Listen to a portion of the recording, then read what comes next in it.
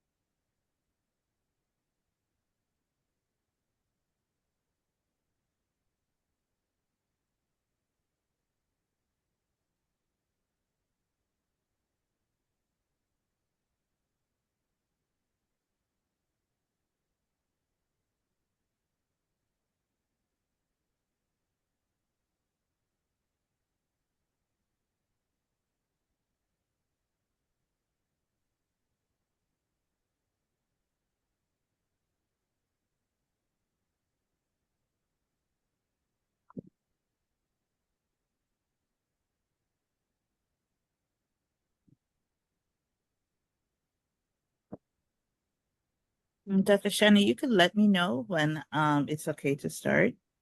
Okay. We're It's Nova 7:33. 7:33, so maybe 7:35. Nova, please send a quick reminder to everybody in the community to log on. Thank you so much, Nova. So 7:35. Okay, that's fine. Are we being recorded? Just Yes, it is. okay, wonderful.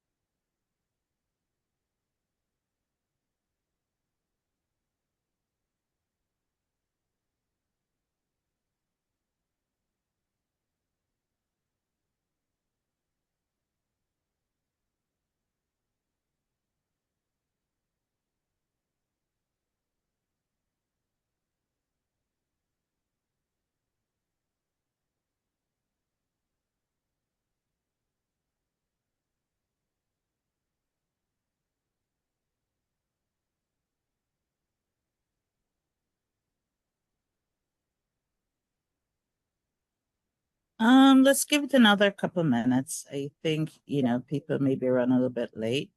Okay, no problem. I'm okay with just starting a little bit later. Just All right, no problem.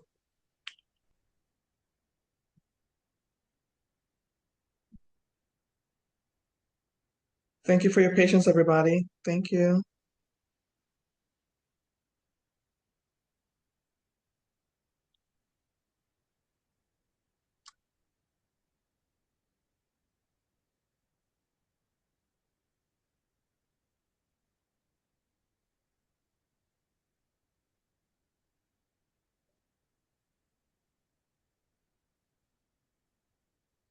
Um, Alyssa, the way she should enter, Alyssa, she should go to the calendar in the Private Pay Profits Academy.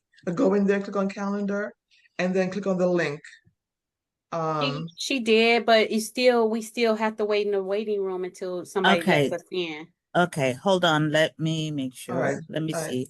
Oh, I have two people waiting. I'll admit them. Thank you Thank very you. much. Thanks, Alyssa. You're welcome. Ooh.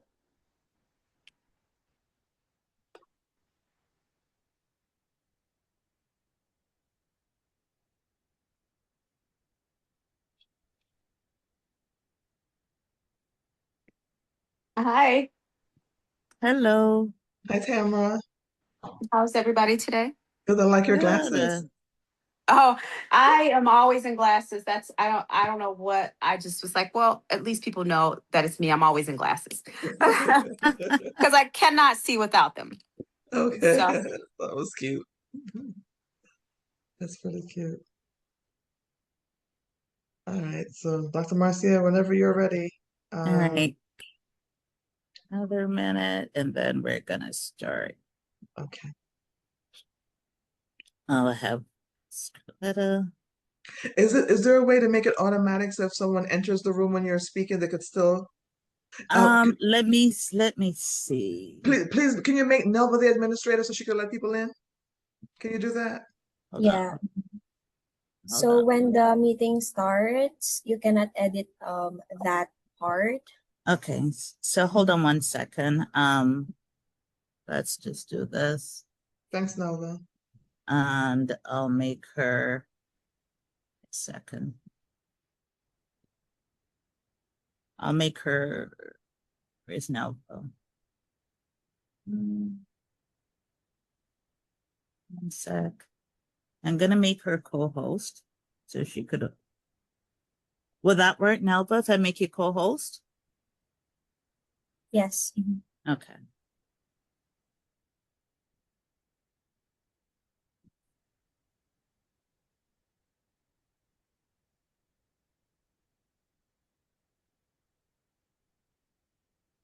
All right, so let me get my stuff together and we're gonna start.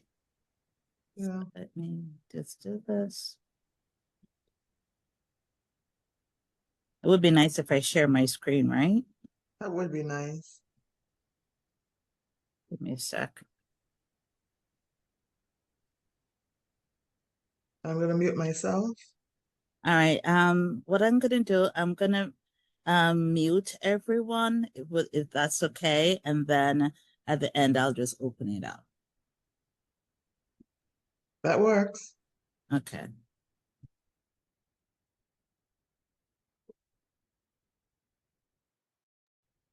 Can you see what Charmaine wrote in the chat box? Let's see. Da, da, da, da.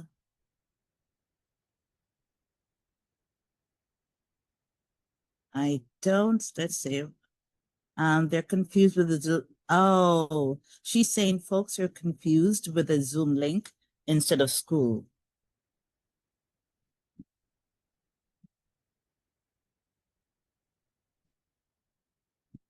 That's what Charmaine is saying.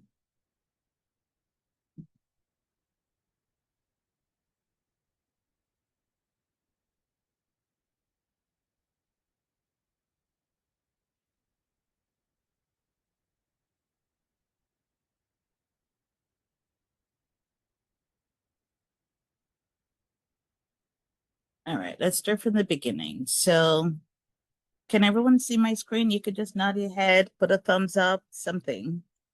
Okay, perfect, perfect.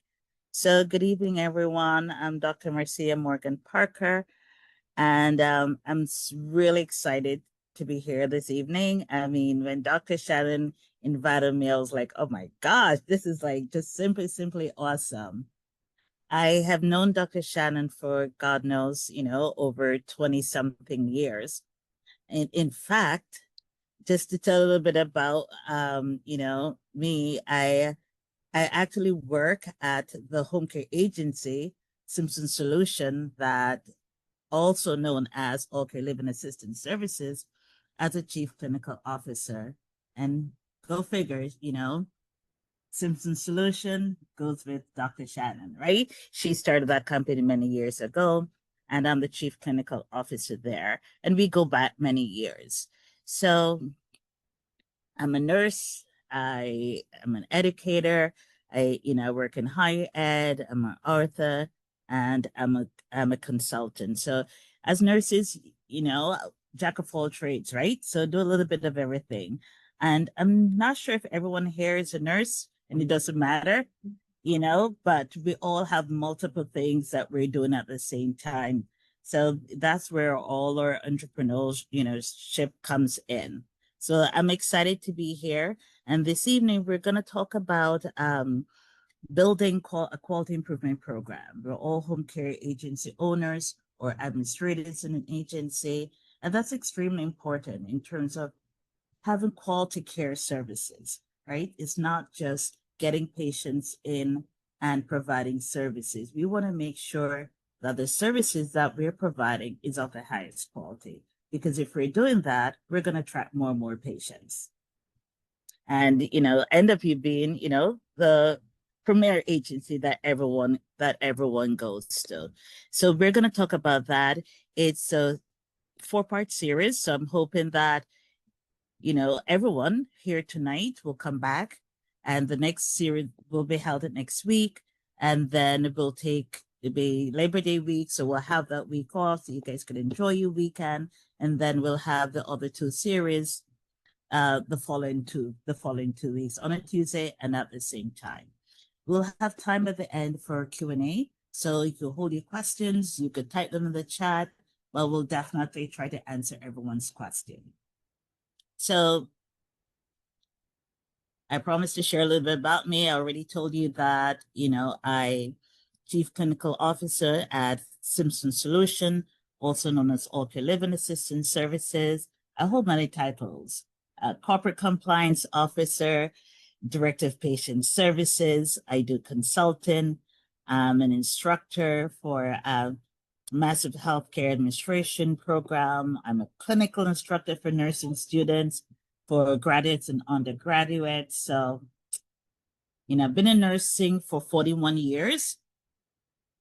Let me just minimize that. Okay. So I've been in nursing for 41 years, worked in several different areas. And in terms of director leadership since 1997. My master's in nursing informatics. So, when it comes to QI and data collection, I get all excited about it. And of course, my DNP is in healthcare systems leadership. One of the big things, that I'm excited about really is my latest book, which talks about breaking the cycle of bullying in nursing.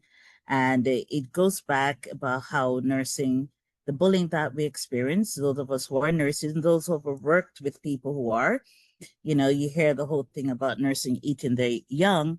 It really talks about how this is a very systematic issue.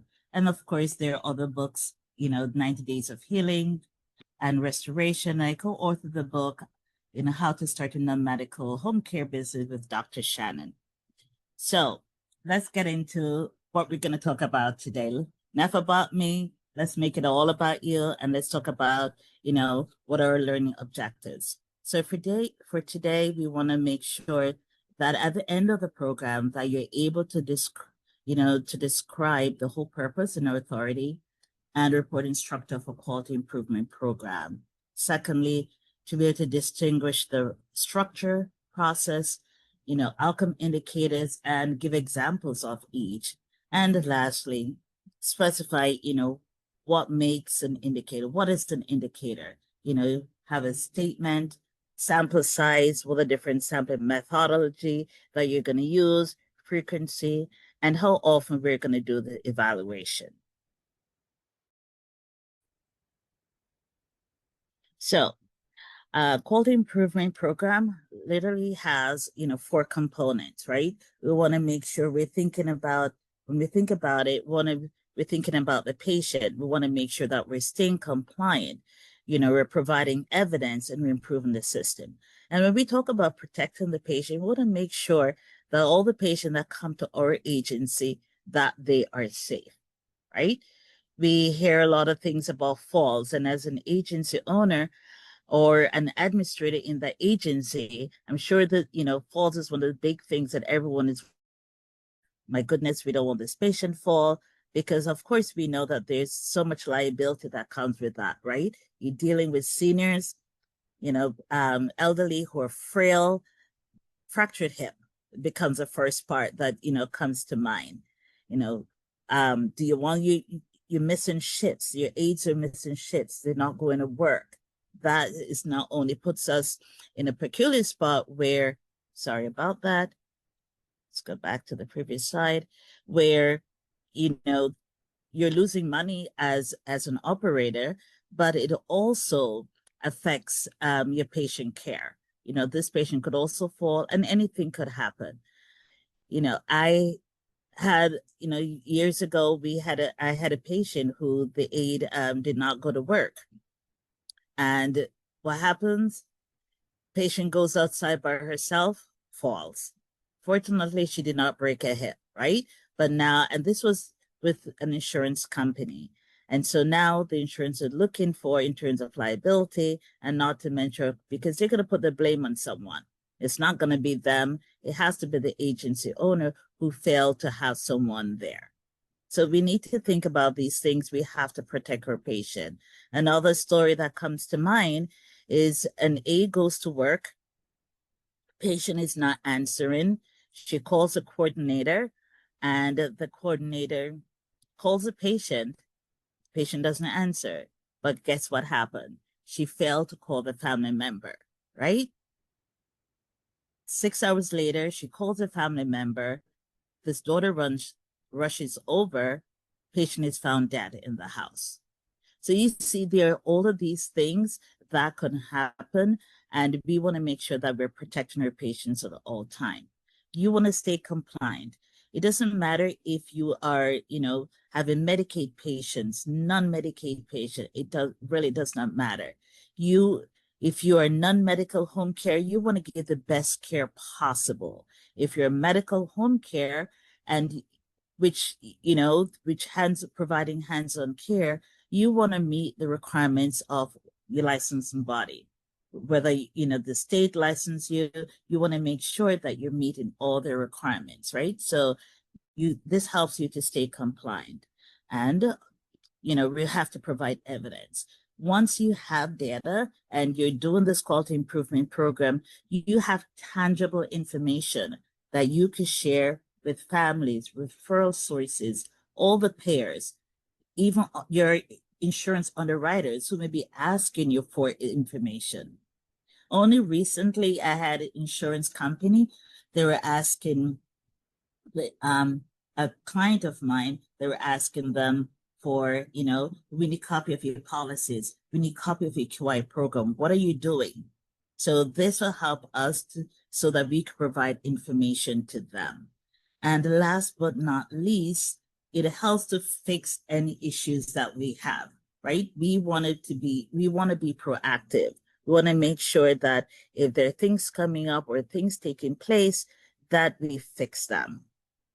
So that's a whole thing that a quality improvement program should do. It's a continuous program.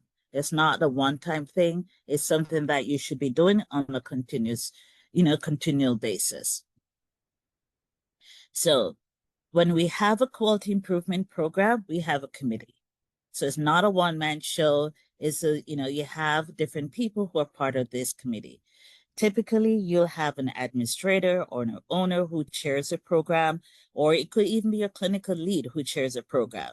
But you'll have the administrator, the owner, you have a clinical lead, you have someone from your scheduling department, HR, and some agencies, will have like a family member, or it may have, or it could even be your patient who's part of it. It's good to have someone who's independent, who can, and the patient this family member does not need to be someone who's one of your patients right now. They could be an old family member or someone who's had, dealings with your agency or any other entity, and they understand the whole thing, where home care comes in.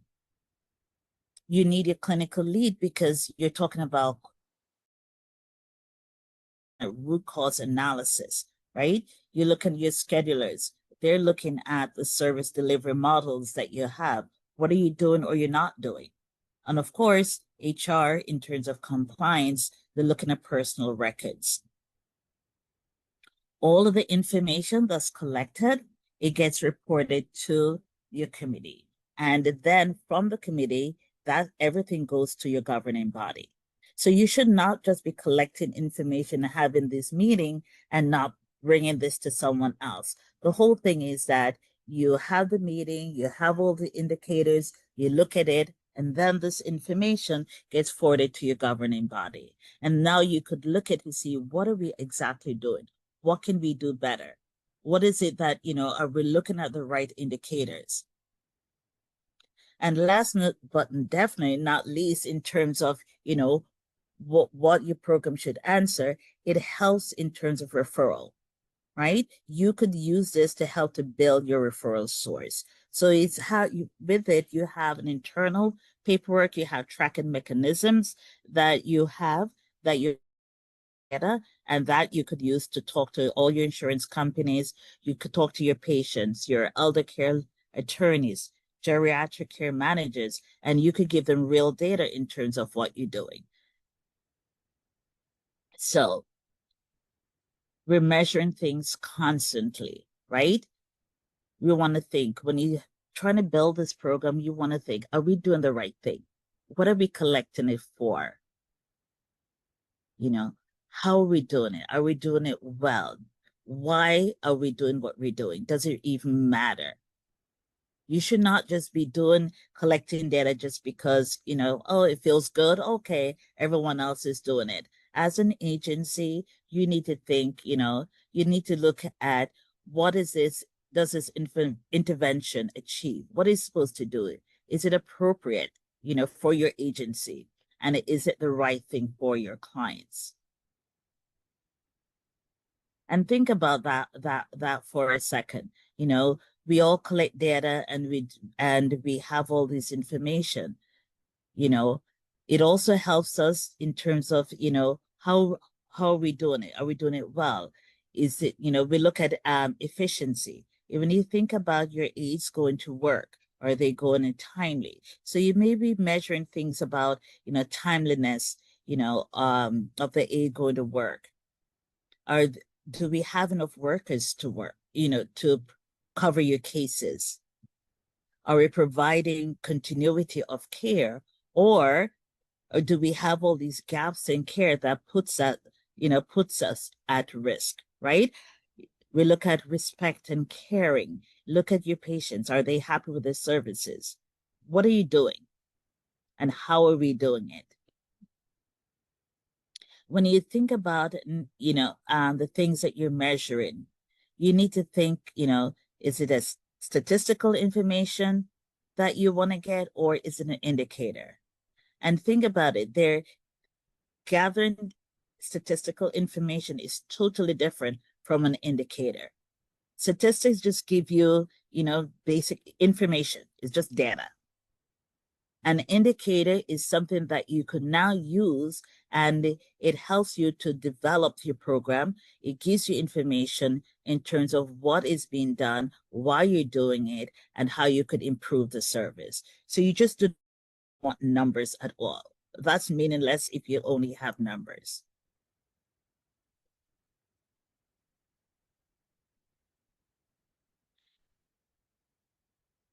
So, let's just stop for a few minutes and just think about all of that stuff. And think about what you're doing at your own agency right now. Or are you doing anything? Do you have a quality improvement program in place? And what does that look like? Do you have, indicators that you are looking at? And do you have quality measures? What are your quality measures? And before we even go into the whole structure and process, when you think about indicators, you should have thresholds set up. And at the end, I'll give you some homework in terms of, what statistics versus indicators. This is something for you to go back and think about, or even work and look at your own companies. So Here we look at the structure, the process, and outcome. When you think about structure, you want to think about, what must be in place to support the care that you're providing. So let's think about that for a second. We think, we need our aides to be credentials, right? We need them to be competent. You need policies. You need all of these things in place. Of course, all of these things come together to form your personal record. No one should be going to work or doing anything if you're non-medical or your medical home care. Everyone who takes care of your patient should be credentialed. They should be competent. You should know or want them to take care of your family member or even you yourself. God forbid that you should get sick. I always say to people, when you think about your workers or the care that we provide, you need to think, is this someone that I would be willing or I would want to take care of me if I get sick? If you cannot answer that, then you have a problem. If you would not want that person to take care of you, then you have a real problem. Right? We're going to look at the process. What are these workers actually doing? What is, you look at their behavior. Is it exemplary? Is it something that you'll be proud of? Are they following the care plan that you have made? And if you're non-medical, you'll have your care plan may be done by a nurse. If you have a nurse as part of your agency, for most places that's not required, but you have service coordinator or even the administrators may be making those care plans. Are they following them? Are they doing things that they're not supposed to be doing? And how do you know that? If you're medical care, you want to make sure that they're not working outside of their scope of duties. So you want to think about, what the process looks like. Are the staff doing what they're supposed to be doing? And how do you measure that? How do you know that? They send you a duty sheet, but what does that really reflect? Is it actually measuring to the care plan that, your administrative staff has made? The third part is the outcome, right? Is this patient happy? Are your patients happy with the services that you're providing? Are they care? Is it improving or is it declining? Are they going to the hospital, day after day, every month, your patient ends up in the hospital? These are things that you want to know, because we're also going to look at, as part of your outcome, how much are you keeping these patients out of the hospital? If you keep them out of the hospital, you're going to improve your patient satisfaction. They're going to be happy. No one wants to go to the hospital. As we all know that if you go to the hospital, now we're increasing their morbidity rate, we're increasing their mortality rate, because the hospital is the last place that anyone should want to be. Right? You go there for acute things, but our goal as agency owners and operators is to keep our patient out of the hospital. So as you think about even your indicators, you need to start thinking, what are some of these indicators that I could put into place that will help to keep my patient out of the hospital? What are some of the things that I could do as an owner?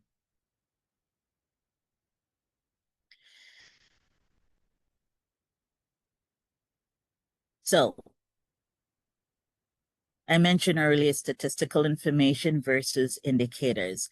And here are some indicators that, I came up with, and I do it at our current agency. It's typical of, if you're going for CHAP accreditation or any types of accreditation, these are some of the things that your accrediting bodies will look at. And even if your accrediting bodies are not looking at these, or even if you're not accredited, as an owner or an operator, you want to look at these in terms of best practice, right? So we're going to break them up in terms of what session we do what. So in our second session, we're going to look at the clinical record review. We're going to look at client satisfaction. In the third session that we have, we're going to go to the HR compliance part in terms of her personal record and in terms of her aid compliance. And we'll also look at our on-call program. How many of you have an on-call program in place? And we look at that. And in our fourth session, last but not least, we look at complaints, occurrences, incidents. We look at infection control. All of these things, are all part of our service delivery model that we're creating. And our goal is at the end is to keep our patients out of the hospital, right? We're going to be gathering data, or you will be gathering data on for each of these, let's say a quarterly basis, right? Some things you'll do annually, and you could structure your program the way that you see fit. You don't have to do every indicator on a sit down at the end of the quarter to do an audit.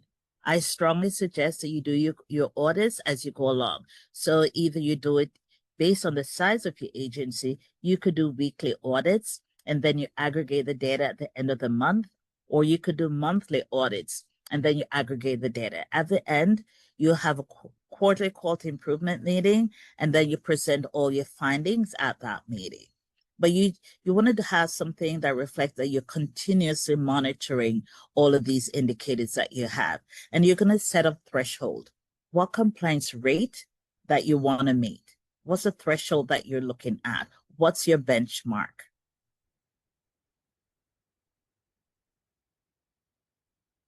I want to make sure that we're on time and I'm not going over our time here. So every indicator is, really specified in 5 ways, right? Write up an indicator. You're gonna write it out. You're gonna look at the indicator. You're gonna create a statement, right? And that statement must be measurable. Everything that you do must be measurable. We have to have like SMART goals that we're setting. How can we measure it? What benchmark are we setting? So typically we'll say, we'll have, let's say your benchmark is 100%. You want to be 100% compliant or 85%. Make sure though that whatever benchmark that you're setting for yourself, that you know that you could reach it or is something that you're thriving towards, right? Don't set stuff that that what is not attainable. And in the same breath, because that's very easy, that means you're willing to accept something that's just very menial for your company. We should also have a sample size. What percentage of the records are you going to look at? Are you going to look at a 5%? You look at 10%, 30%. It's typical to look at a 10%, random sample, of all your records. So if you're looking at patient records, you want to look at a 10% random sample. The same thing with your employee records. Anything that you're looking at, I suggest that you look at a 10% because you need to have a good sample size. The smaller the sample size, the more your data gets skewed.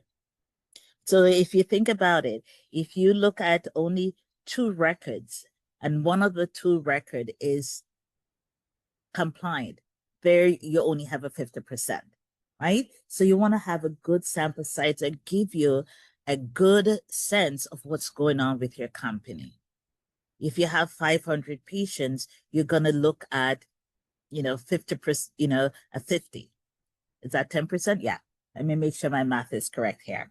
So you want to look at 50. Right? It does not, when you look at your, you're doing your audit, you could divide this work up. So don't feel that, it should only be you who's doing this. You could assign, responsibilities or duties to different people in your agency, but you must teach them how to do it, right? It's very, very important. We'll also look at, tools that we're going to be using, right? We need to use the same sample tool. One person should not be using one tool, someone else just using anything. It's important to have the same tool that you're using throughout. I mentioned, a random sample, and we do that because you do not want to be looking at the same record month after month, week after week, right? So you get a sample size where you could, for example, 1 every 10 patients. one, every 15 patient, every fifth patient, you decide on what sample method that you're going to use. And you need to keep a log of all of these records and your sample size. This way, and you do not put patient's name, you're going to use like an identification number, or you could use initials, right? Have some form of code that you're going to use when you're doing your audit, so you can know, or you could use your patient ID number, because you do not want to be auditing the same record time and time again. And just so that you know, you should not only look at current records, you need to be going back and looking at your inactive patients as well, and also your inactive employee. And you want to go back, like, for the past quarter. So when you're auditing, you're going to audit for the current, for, let's say, the current quarter. What does this quarter look like? And then you're going to go back another quarter to look at what happened in that quarter, if you're doing it on a quarterly basis. And I recommend quarterly because it's just more easier, it's cleaner when you do quarterly, in terms of reporting and having your quality improvement meeting. But the data you could collect, daily, monthly, however you want, and then just aggregate that.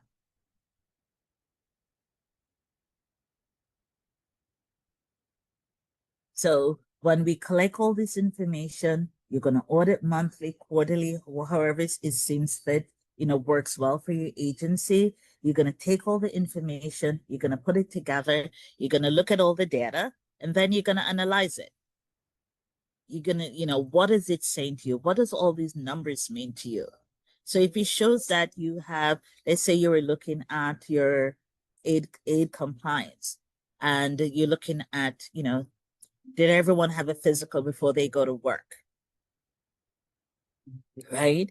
So as you think about it, if physical before you go to work, that is part of patient safety, right? It's going to prevent people from going to work who may have a communicable disease or who may not be fit to go to work. So you want to look at these things. You want that to be 90%, 100%. I'm going to tell you, you want that to be 100%, because you want to start thinking in terms of liability, right?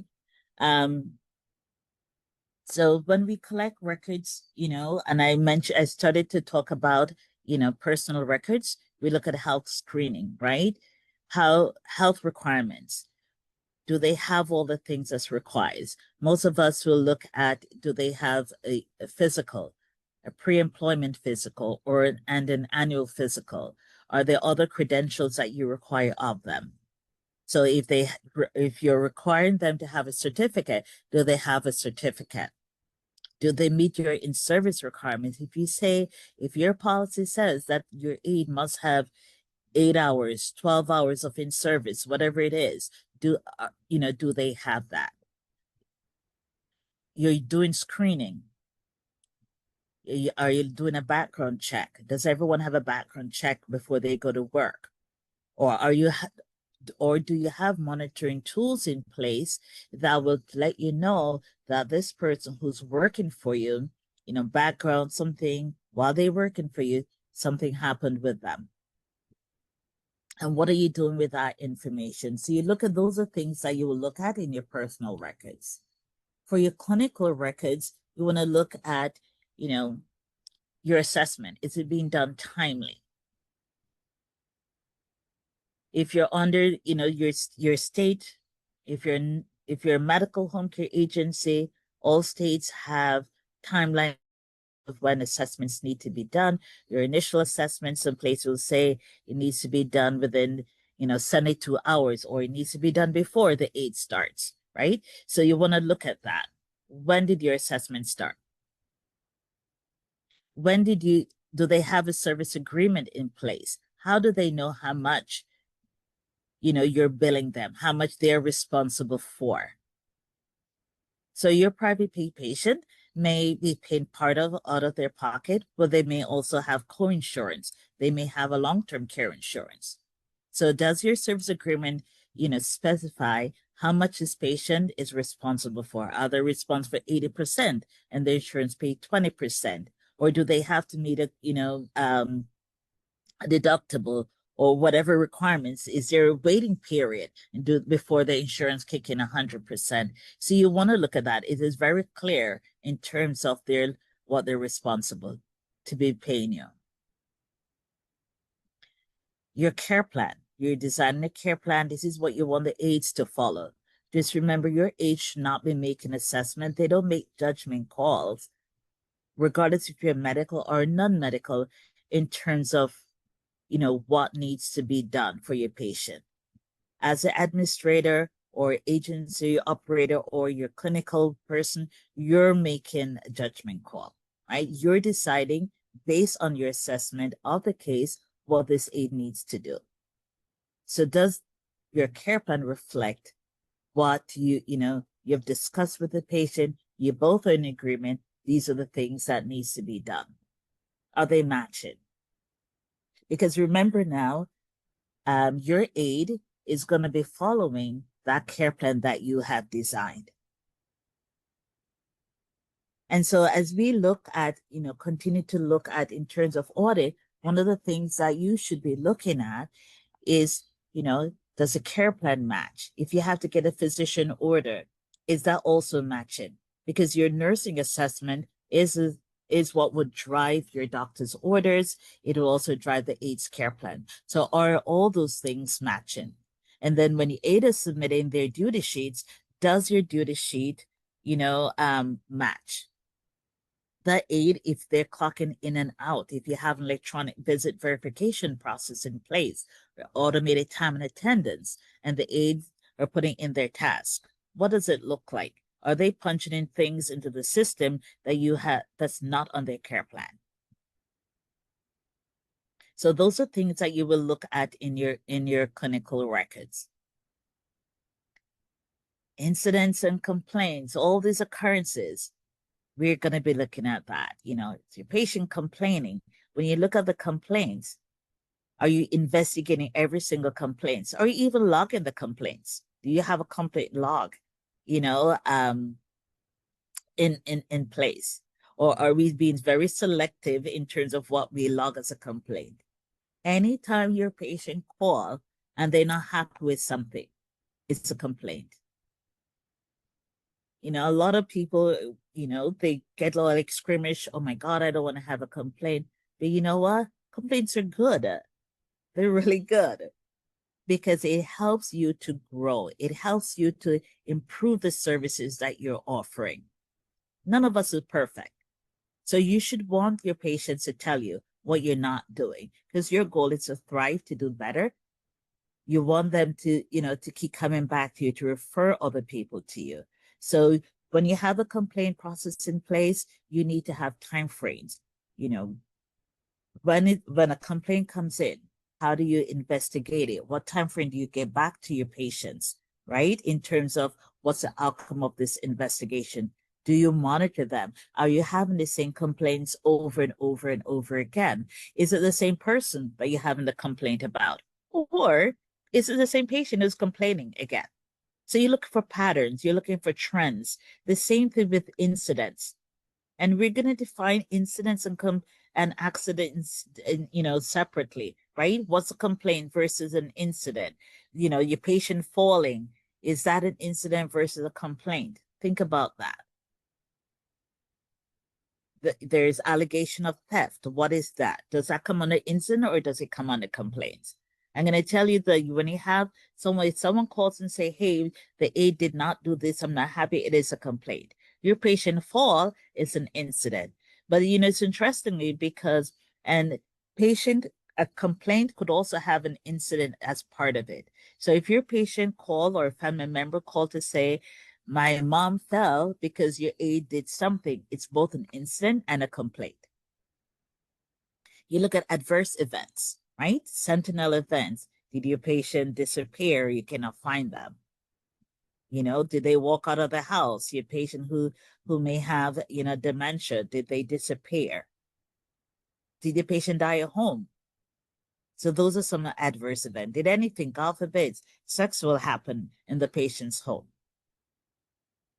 And believe it or not, these things happen. So those are things that you want to look at. And what are you going to do when you get this information?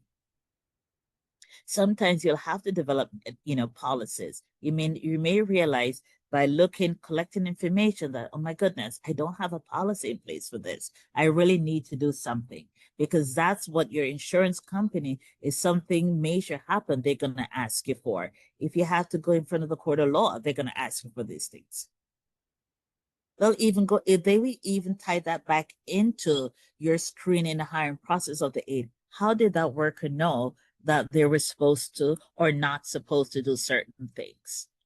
So all of these things tie into each other. Your after hour activity. Do you have an on-call service? Who monitors it?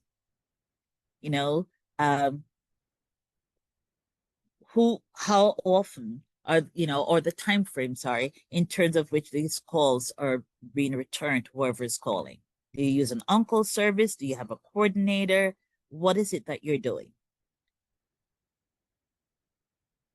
Are there discrepancies in terms of what your on-call log, if you're using an on-call log and an answered service, are there discrepancies between these things?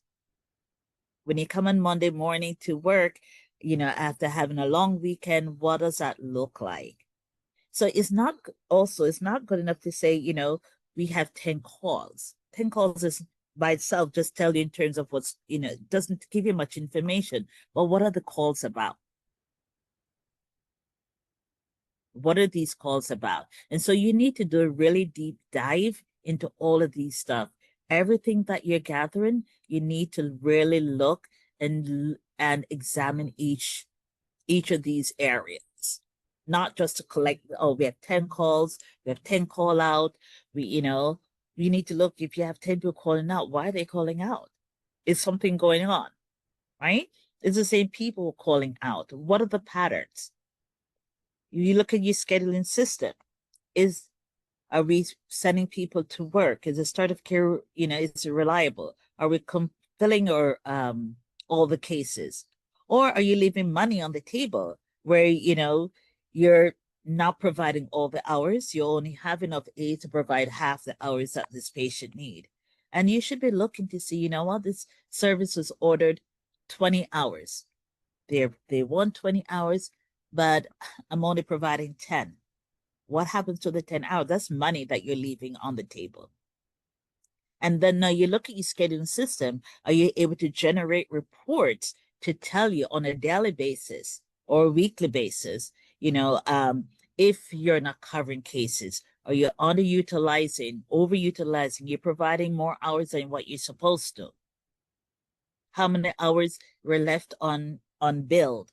Why? Why were they left unbilled? Why, if you have gaps in services, why? Do you have continuity of care? You're having 20 different aides on the case.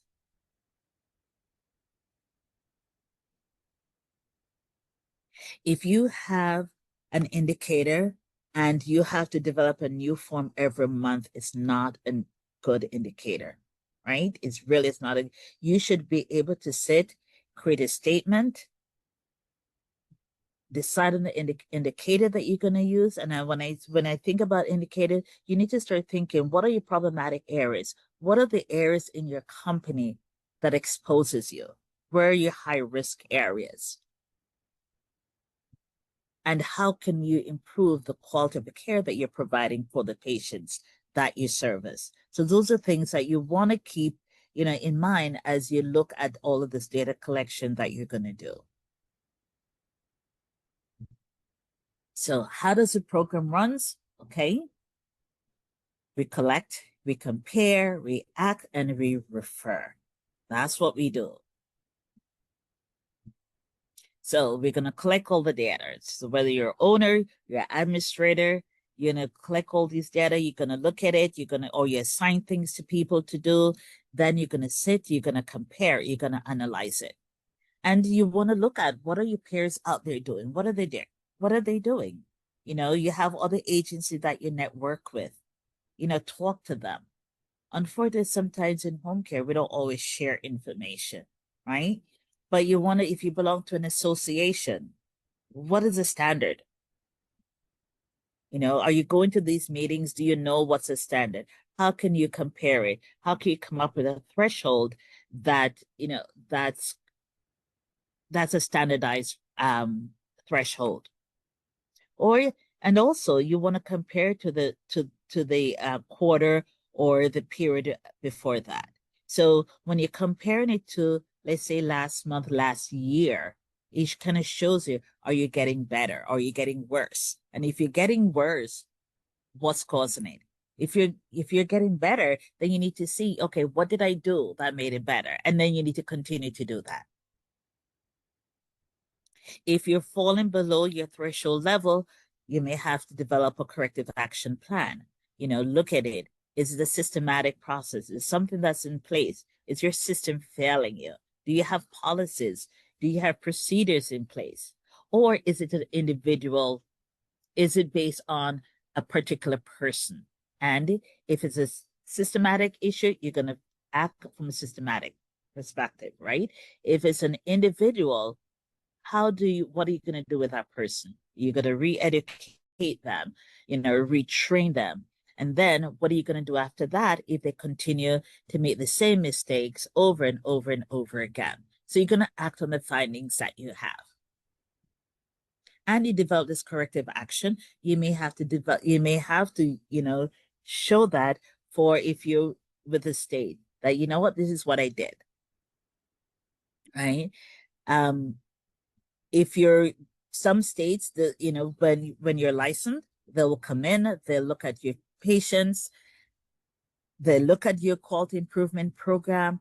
They may even ask you when they do your surveys, right? If you fall below a certain level or you're not meeting compliance, they'll ask you to do a corrective action plan and you send it to them. And now they're going to decide whether or not they accept that corrective action plan. So you want to, you know, you want to be proactive. You want to look to see what your issues are and work on fixing them. Last but not least, you're going to make sure that all the information that you collect, you're going to put it in a form of the minutes and you're going to send it to your governing authority. That board, you need to have a board. You need to have a few people that you get together and you discuss what's going on in your agency. If you're only meeting, if you're licensed by the state, if you're a medical agency and you're licensed by the state and you're only meeting and you're only doing things because the state tells you to, then you're not operating at your fullest. So regardless if you're a non-medical or medical agency, you should always be collecting data, analyzing the data, looking to see what you could do better each time. So I'm going to share some forms with you in terms of what your QI minutes should look like, right? What your committee and all of these things, the data collection tools, what they should look like. And I have homework, right? I say three things to do Monday, which is next week. So you're going to think about this